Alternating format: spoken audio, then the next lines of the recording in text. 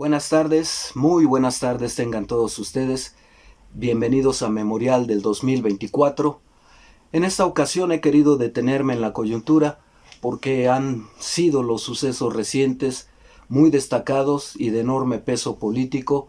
para la vida nacional por una parte, pero también de gran impacto y gran calado de cara a las elecciones venideras el año entrante. Quiero comenzar por comentarles algo que quizá ya ustedes saben. Uno de los ministros de la Corte, de la Suprema Corte de Justicia de la Nación, ha pedido incluso la destitución del presidente de la República, Andrés Manuel López Obrador, sobre pretexto de que ha dilatado el nombramiento de un funcionario público, precisamente del Poder Judicial, y además ha pedido que se le lleve a juicio, después de destituirlo.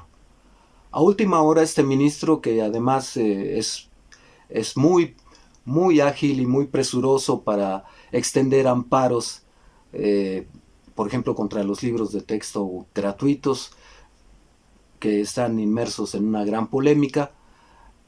lo mismo que a delincuentes, etcétera, etcétera, etcétera, pero se guarda los casos como los adeudos de Ricardo Salinas Pliego que tiene con el fisco mexicano. De última hora, este ministro retiró esa petición de llevar a derrocar al presidente y someterlo a juicio, pero la advertencia está dada. Se trata de un intento de golpe blando, del cual hablaremos y detallaremos cómo funciona, cómo se ha practicado en Centro Sudamérica, cómo ha intentado ponerse en práctica en México y cómo no les ha funcionado, y las razones por las que no ha funcionado, se las adelanto, es muy sencilla y es una solamente. El presidente en México,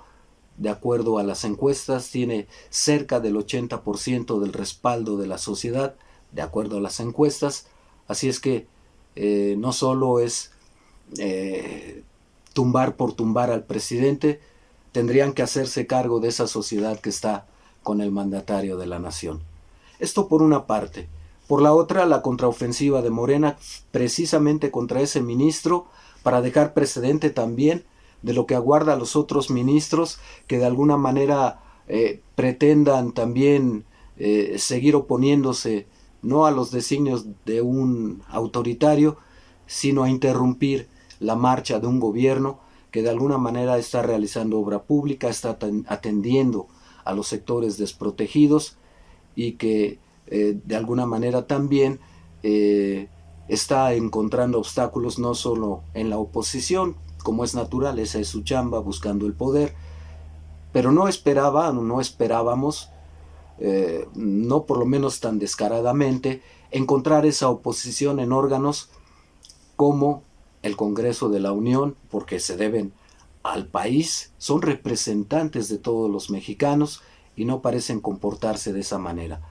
Tampoco esperábamos encontrarlo en la Suprema Corte de Justicia de la Nación, y también lo hemos visto como un muy importante rival del presidente, muy en contra de sus disposiciones, muy en contra de todas las acciones que está emprendiendo, reformas y proyectos de trabajo, dando amparos a diestra y siniestra, como en el caso de los libros de texto gratuitos. Así es que Morena ya prepara una contraofensiva para llevar a juicio político a este ministro de la Corte, que se ha atrevido a pedir la destitución del presidente y llevarlo a juicio. Insisto, de último momento, ese ministro o solo quiso dar la advertencia al mandatario de la nación, o le temblaron los pies y las manos y retiró esa petición. Morena quiere llevarlo a juicio político a sabiendas, por una parte, de que, si bien es cierto, tanto el Poder Ejecutivo va a emprender una queja ante el Pleno de la Corte, pues es imposible esperar que quien es juez y parte falle en su contra. A sabiendas también de que la ministra presidente de la Suprema Corte, Norma Lucía Piña, pues les ha dicho a los integrantes de no solo del Consejo de la Judicatura, sino de los jueces, magistrados, etcétera, que son muchos y que abundan en todo el país, que se conduzcan a discreción, hagan valer la ley como ellos la entienden y que no habrá represalias, que cuentan con todo el apoyo de la Corte. Bueno, no hay mucho que esperar de esa queja que interpondrá el presidente ante el Pleno de la Corte para sancionar al ministro que se atrevió a pedir que fuese destituido el presidente de la República, porque ellos son juez y parte y se defienden como mafia entre ellos mismos. En lo que toca a Morena, pues lo mismo hará con esa queja ante el Pleno de la Corte, pero también al interior del Congreso, intentando someter a juicio político a este juez, a sabiendas de nueva cuenta que Morena no tiene mayoría en ninguna de las dos cámaras, mayoría absoluta como para poder Morena y sus aliados mover de su cargo al ministro de la Corte. Pero no falta mucho. Creo que de alguna manera esta estrategia del presidente de seguir permitiendo, por una parte, de manera retadora, que tanto el Congreso, las oposiciones en el Congreso, como la Corte que es adversa al mandatario, sigan comportándose de esa manera, no hace más que exhibirlos para que la sociedad se dé plenamente cuenta de a quién sirven, o de que por lo menos ni están con el presidente ni están con la sociedad. Eso allana el camino para que de cara a las elecciones 2024, si Morena y sus aliados consiguen mayoría en ambas cámaras del Congreso de la Unión, pues ya ni siquiera llamarlos a juicio político, simplemente crear una nueva corte con menos integrantes, con menos privilegios y sin esos abusos y parcialidades que le caracterizan. Morena no tendrá la mayoría en el Congreso para destituir ni a este ministro ni a ningún otro, por lo menos en lo que resta del sexenio, pero queda allanado el camino para que la siguiente legislatura federal empiece ese enorme proceso de renovar a un poder anquilosado al que nadie vigila. En este equilibrio de poderes ya en otra ocasión hablaremos del diseño institucional, pero se habla generalmente del equilibrio de poderes, de los contrapesos, y sin embargo, el único discrecional y que no tiene ningún contrapeso es el Poder Judicial, porque aunque se supone que el Consejo de la Judicatura revisa la actuación tanto de ministros como de jueces, insisto, se comportan como una mafia que se protegen unos a otros. Se queda el precedente para que, llegadas las elecciones de 2024, la gente, habiendo visto cómo se comportan los ministros de la Corte y los jueces, y habiendo históricamente padecido las injusticias o la lentitud con la que se aplican las leyes y se administra la justicia, sea partícipe de un cambio en el que a la sociedad le tocará elegir a quienes han de integrar el Poder Judicial, por lo menos en la Corte y en el Consejo de la Judicatura, si es que se mantiene esta figura. Este es uno de los aspectos coyunturales en los que quería detenerme el día de hoy, pero también tengo que referirme a otros dos que son fundamentales. Por una parte, lo que está ocurriendo al interior de Morena, ya ahondaré. Por la mañana estaba yo hablando del desorden que está poniendo Marcelo Ebrard en Morena. Planteaba yo que me parecía Marcelo lo suficientemente inteligente como para no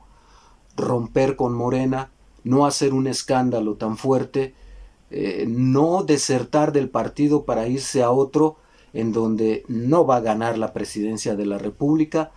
y además quedará y pasará a la historia como un traidor,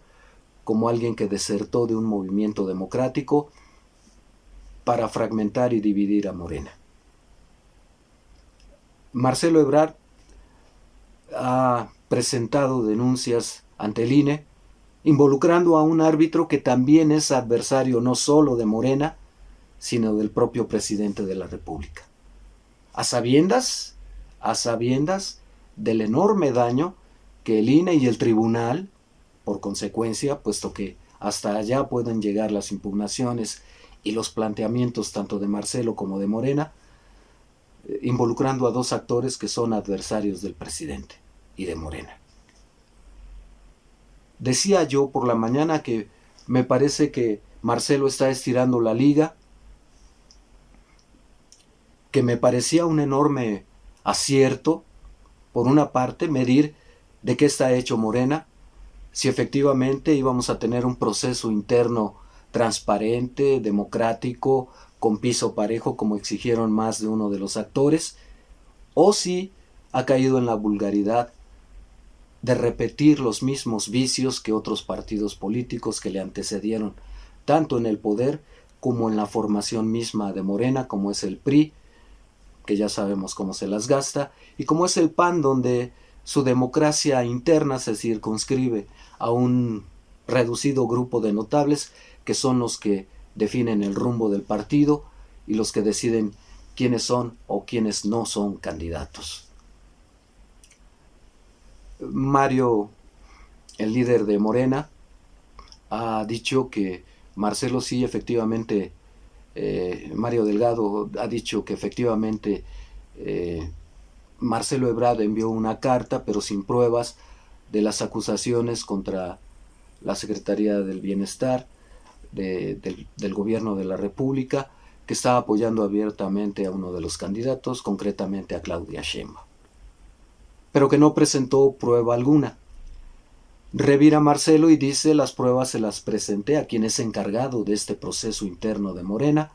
él las tiene. En todo caso, es un problema de comunicación entre el líder nacional y el encargado del proceso de selección de abanderado para defender el voto a favor de Morena, que no es otra cosa que el candidato presidencial próximo de ese partido, y ahí estamos detenidos, atorados, por lo menos hasta este momento en que me estoy dirigiendo a ustedes. Yo insisto, quiero seguir creyendo que Marcelo Ebrard es lo suficientemente inteligente, sí, para forzar situaciones en su provecho, por una parte, acorralando a Morena y acorralando al propio presidente, quien prometió que no se repetirían prácticas nocivas como en el pasado, y le está demostrando que sí se están cometiendo, que sí se está vulnerando la democracia interna, que sí hay parcialidades, que sí hay cargadas. Peligroso el asunto. Insisto, quiero creer que Marcelo es lo suficientemente inteligente solo para acorralar a Morena y al presidente y forzar que efectivamente Morena se democratice y en lo que resta del procedimiento haya pues más equidad en la contienda, aunque ya es muy difícil a estas alturas revertirlo, y que no opte por fragmentar al partido, o si en un arranque de ego, de resentimiento, al estilo Porfirio Muñoz Ledo, se vaya del partido para despotricar de él y del propio presidente. Es uno de los riesgos. Muchos afirman que efectivamente lo que está haciendo Marcelo es documentar sus inconformidades y las razones por las que va a abandonar Morena para irse muy probablemente a Movimiento Ciudadano, que ese también es otro aspecto coyuntural. Ese partido, ese movimiento, es otro de los aspectos coyunturales de los que voy a platicarles en un momento, pero yo insisto, me parece que Marcelo está demostrando que este proceso interno de Morena es un fiasco también, como ocurre en el caso de la oposición, y una de dos: o efectivamente está documentando las razones de su salida para irse a otro partido, o simplemente está buscando una posición muy importante. No puede, me parece a mí, ya lo comenté, no podrá ser secretario de Gobernación dada la rivalidad y el encono y las agresiones y la animadversión que me parece por momentos refleja Marcelo contra Claudia Sheinbaum, no va a tener Claudia de secretario de Gobernación a su peor enemigo. Y a alguien que está acostumbrado a negociar con las oposiciones, a alguien que le abre la puerta a cualquiera, porque ese es su mayor atractivo para la derecha. Le aguardarán 6 años con beca en el Senado como líder, en el sexenio 24-30. Peor es nada, no lo sé. A sabiendas de que para Marcelo es la última vez que puede aspirar a la presidencia de la República. Y bueno, ya que hablaba yo también de la oposición, afirmando que si en el caso de Morena es un desastre su proceso interno de selección de abanderado, pues es tanto o todavía peor en el caso de aquel frente amplio que han esbozado PRI, PAN, PRD, porque se ve totalmente fracturado y en vísperas ya incluso del rompimiento. Obligaron a Santiago Krill a bajarse vergonzosamente de la contienda. Ahora quieren hacer lo propio con Beatriz Paredes y ella abiertamente ha dicho que no va a ceder a un proceso de simulación como lo que sería si ella renuncia y que en todo caso evidentemente ella no es Santiago Krill y tiene las tablas, la experiencia y el respaldo de una base social como es la del PRI para superar a Acción Nacional. También les comentaba por la mañana que efectivamente pues Alejandro Moreno Cárdenas, el líder nacional del PRI, sí ve como es que el PAN tiene una muy reducida base social, por una parte, que Xóchitl es una invención que inflaron, que nunca creció y que además se va a enfrentar a una verdadera experta en política como es Beatriz Paredes. Pues quieren ganar por default, renuncia y así ya no tenemos que enfrentarnos y no me dejes más en ridículo porque entonces flaco favor hacemos al frente. Si Alito y Beatriz no consiguen, lo comentaba por la mañana, si Beatriz, Alito por sobre todo y sus huestes no consiguen las posiciones suficientes que les satisfagan para ganar impunidad, se habla de que Alito, por ejemplo, está pretendiendo ser el líder de la fracción opositora en la Cámara Baja del Congreso de la Unión o en el Senado para garantizar más años durante los próximos 24 a 30.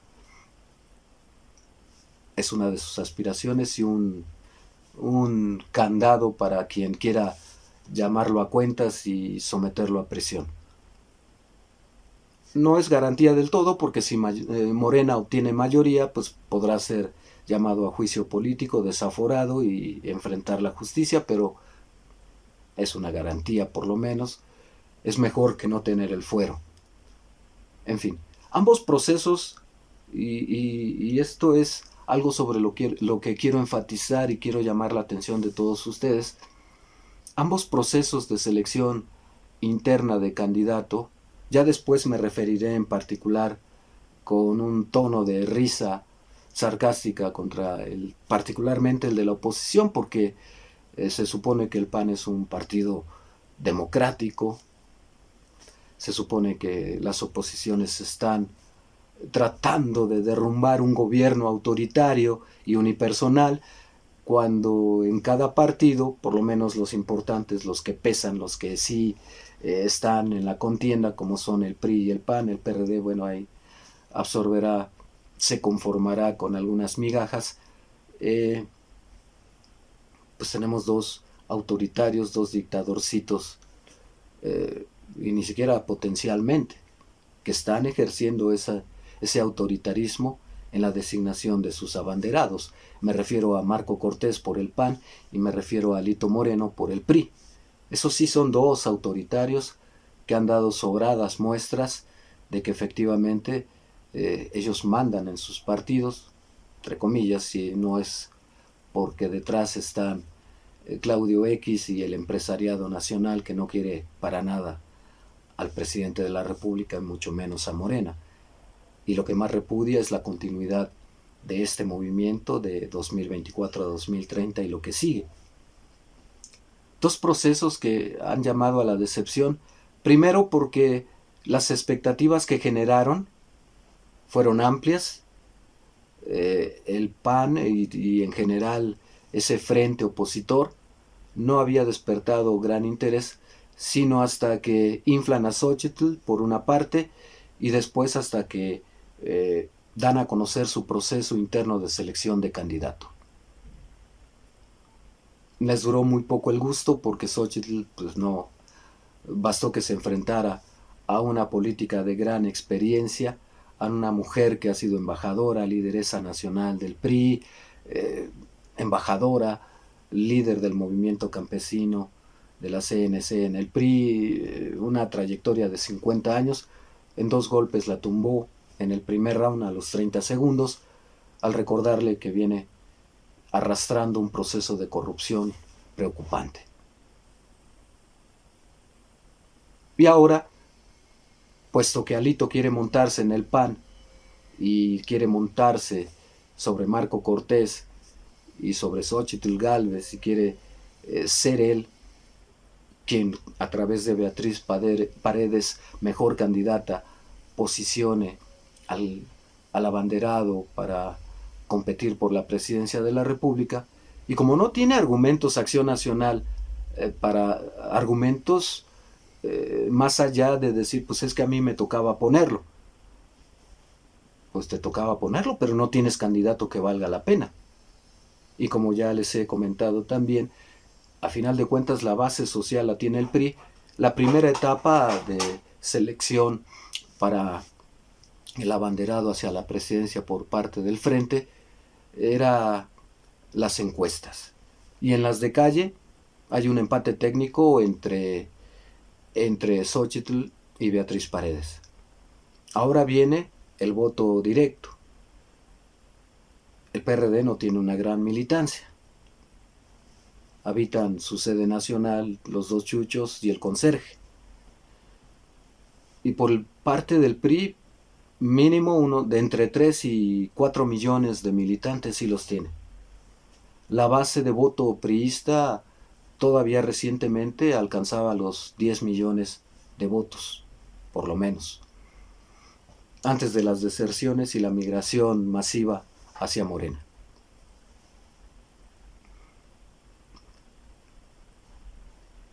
Siendo optimistas, en el caso de Xochitl, donde también ella misma ha dividido al panismo porque muchos, particularmente los de la extrema derecha,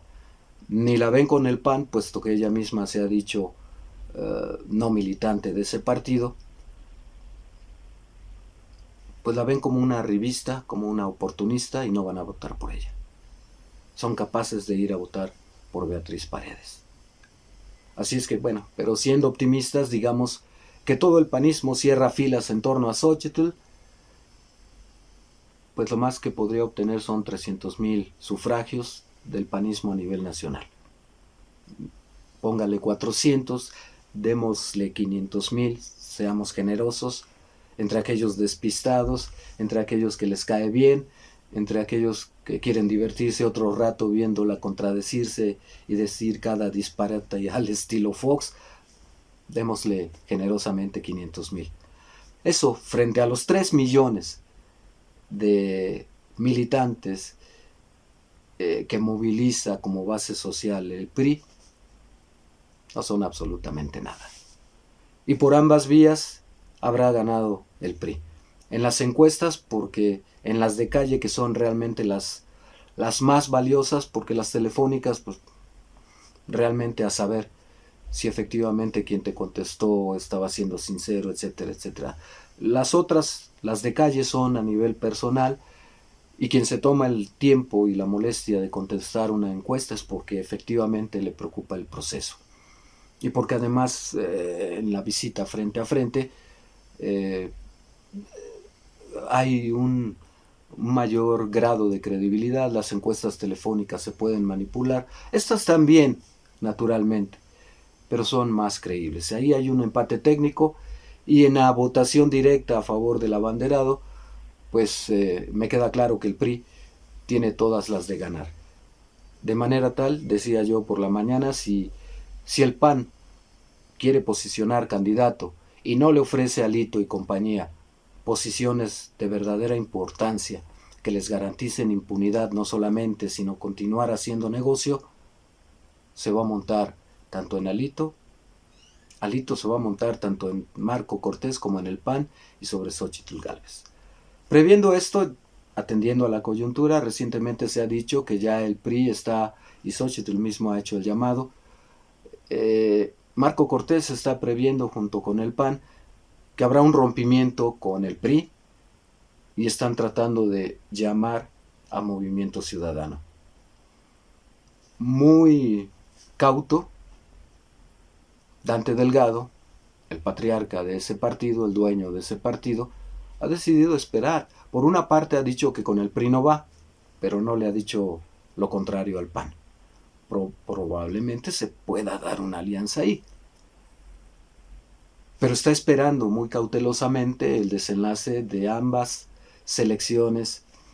de candidatos o de defensores del voto por ambos bloques, el de Morena y aliados y el del frente opositor. ¿Por qué? Yo creo que Dante Delgado y Movimiento Ciudadano están valorando de aquellos rezagados, de aquellos que no obtuvieron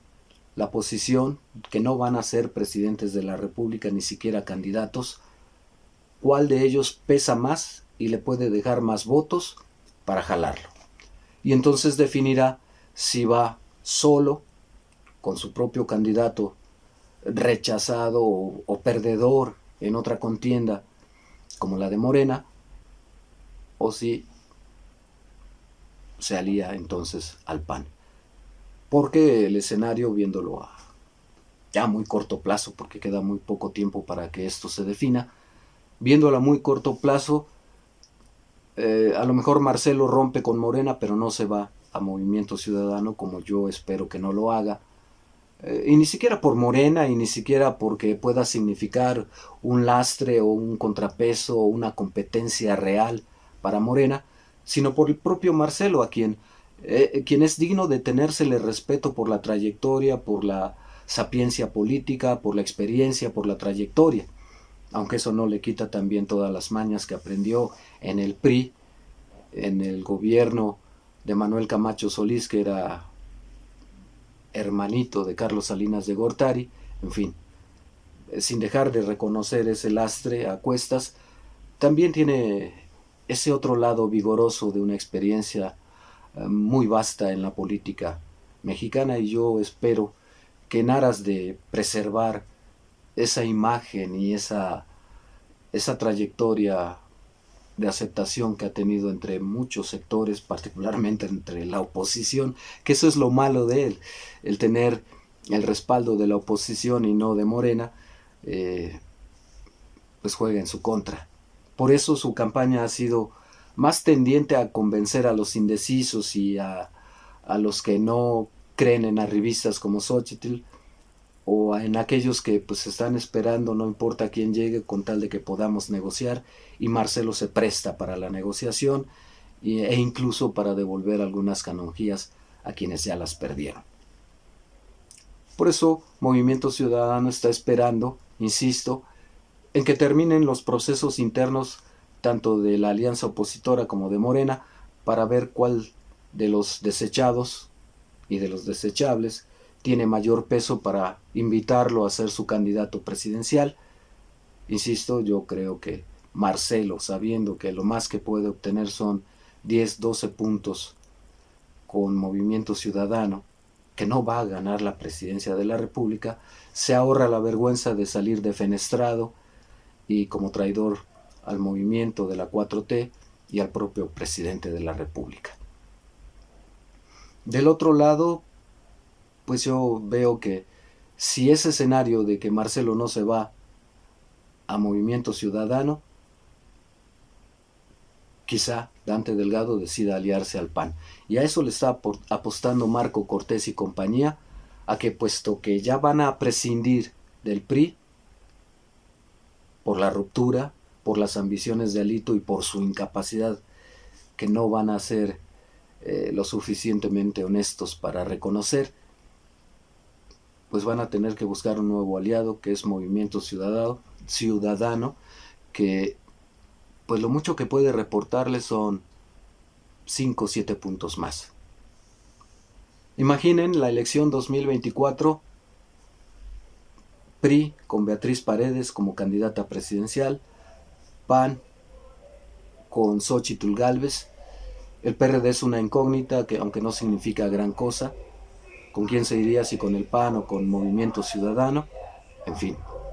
eso lo veremos más adelante. Insisto, ha sido un desastre en ambos casos y muy decepcionante. Han sido un desastre y muy decepcionantes estos procesos internos de selección de candidato, tanto de la alianza opositora como de Morena. En ambos casos está demostrado que siguen recurriendo a las viejas prácticas, que no son procesos plenamente democráticos. ¿Acaso Morena tenga un poco de justificación diciendo que es un partido que no tiene más de 10 años de historia, mientras que los otros ya llovió sobre ellos, ya incluso están en plena decadencia, y ni así entienden que lejos de perseguir sus posiciones personales, habría que buscar el bien del país para que la gente pudiese tomarlos en cuenta muy seriamente? Dos procesos fallidos y dos cosas que preocupan mucho a mí en lo personal, en el caso de Morena, que son de pensarse. Me parece que Claudia Sheinbaum quiere asegurar el triunfo a pesar de la distancia que lleva sobre Marcelo y el resto de los compositores, de los competidores. Estaba pensando ya en mañana, el viernes que dedicamos a la música, puesto que la distancia que lleva sobre sus competidores y muy particularmente sobre Marcelo es enorme, aún así quiere seguir afianzándose y ha aceptado entre sus huestes lo mismo a panistas que priistas: vénganos tu reino todos los que quieran estar de mi lado, y cuidado con eso, porque ya vimos a estas alturas lo que ocurrió a nivel federal con el presidente de la República. Posiciones que no debieron tener, por ejemplo, Lili Téllez o aquel otro que fue líder nacional del PAN en la elección 2009, que perdió estrepitosamente y que le dieron la titularidad del IMSS, y como no lo dejaron robar, pues desertó y se volvió independiente, y a ese bloque unitario, porque son un puñado de gentes, sobran dedos de la mano para contar a esos independientes. Y ha tenido que pagar un montón de cuotas el presidente. Creo que el presidente, sabiendo que la de 2018 era su última elección, su última posibilidad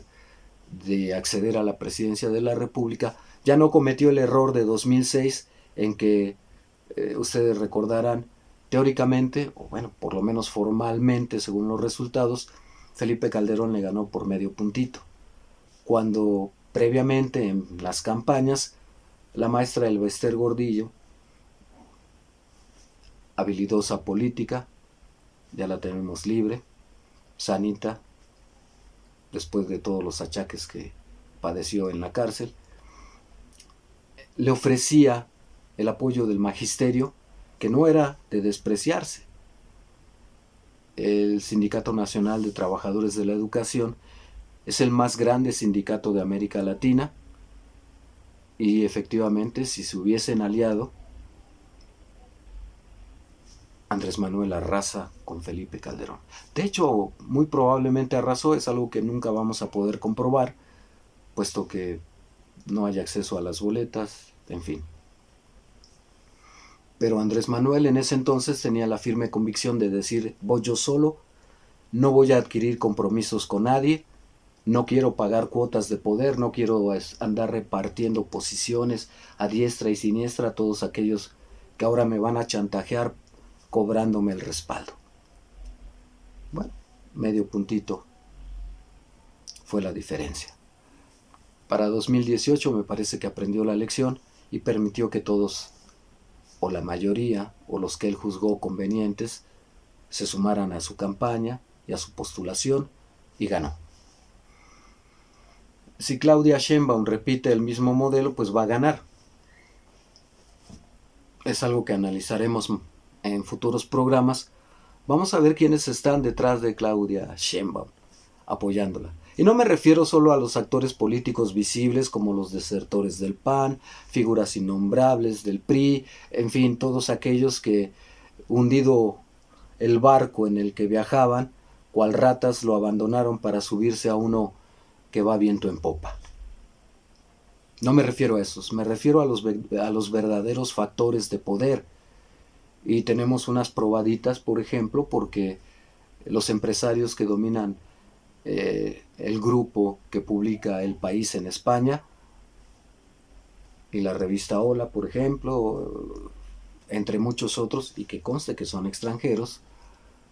ya le han regalado algunas portadas y entrevistas largas, ya la han posicionado tanto en el viejo continente como tratando de impactar aquí. ¿Qué gente está detrás de Claudia Sheinbaum? Y no me refiero, insisto, a los de aquí abajo que se conforman con una curul, una gubernatura. No. Me refiero a esos poderes fácticos que están dominando o que pretenden seguir dominando el país o recuperar el control del gobierno del país. Lo analizaremos después.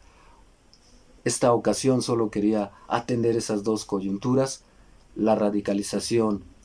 del Poder Judicial en su intento incluso ya de destituir al presidente de la República, Marcelo y su estrategia de estirar la liga, llegando incluso a involucrar actores como el Instituto Nacional Electoral y el Tribunal para doblegar a Morena y al propio presidente y acorralarlos, y esta decepción que han significado los procesos internos, que analizaré más detalladamente en alguna otra entrega, de los partidos que integran los frentes, el de la oposición y Morena y sus aliados. Dos procesos internos muy decepcionantes, sin mayor impacto, no hubo debates, no hubo un enfrentamiento de ideas, no lo permitía la ley, estoy de acuerdo, pero también yo creo que se trató de proteger a alguien en particular, que no me parece, no la he visto nunca debatir, a Claudia Sheinbaum. Me va a dar mucho gusto verla debatir. También dedicaré un espacio completo para analizar a Sheinbaum, que a mí no termina de convencerme como candidata presidencial, pero en fin, no porque sea mujer no vayan a acusarme de misógino, sino porque de verdad me parece una persona muy fría, que no conecta, que no inspira, que no mueve al sentimiento, ni a la empatía tampoco. Así es que bueno, este día hasta aquí llegamos. Les agradezco mucho el favor de su atención. Tienen aquí abajo nuestros mecanismos de contacto. Les pido que se suscriban para que sigamos escuchándonos. Denos sus comentarios, sus críticas, sugiéranos los temas que les interesa abordar, y yo los espero el día de mañana, en el que por la mañana precisamente tendremos otra charla formal sobre política, pero que por la noche es una sorpresa que les tenemos por ahí reservada en este pequeñito equipo de trabajo. Va a ser muy divertido y no menos profundo, interesante, en el que abordaremos algo de música y un compositor fenomenal, un compositor y cantante, poeta, premio Nobel, creo que ya adivinaron de quién hablo, En fin, va a ser muy interesante, muy divertido, tendremos incluso música, así es que ya lo estamos preparando, ¿eh? No crean que esto es improvisado. Improvisamos muchísimas cosas, puesto que no hacemos cortes, no hacemos edición así a la primera como va. A veces lo intentamos. Pero en fin, yo los espero el día de mañana con la invitación a que nos sigan en la primera emisión en la que hablaremos de política otra vez. Y muy particularmente será un programa más largo, el de la tarde, el vespertino, en el que abordaremos cuestiones de poesía, de protesta, de premio Nobel, en fin, no se lo pierdan, los vamos a esperar con mucho gusto y esperamos también que lo disfruten. Suscríbanse por favor, denos un like, acompáñenos, sigan con nosotros. Yo les agradezco muchísimo el favor de su atención, cuídense mucho, hasta entonces.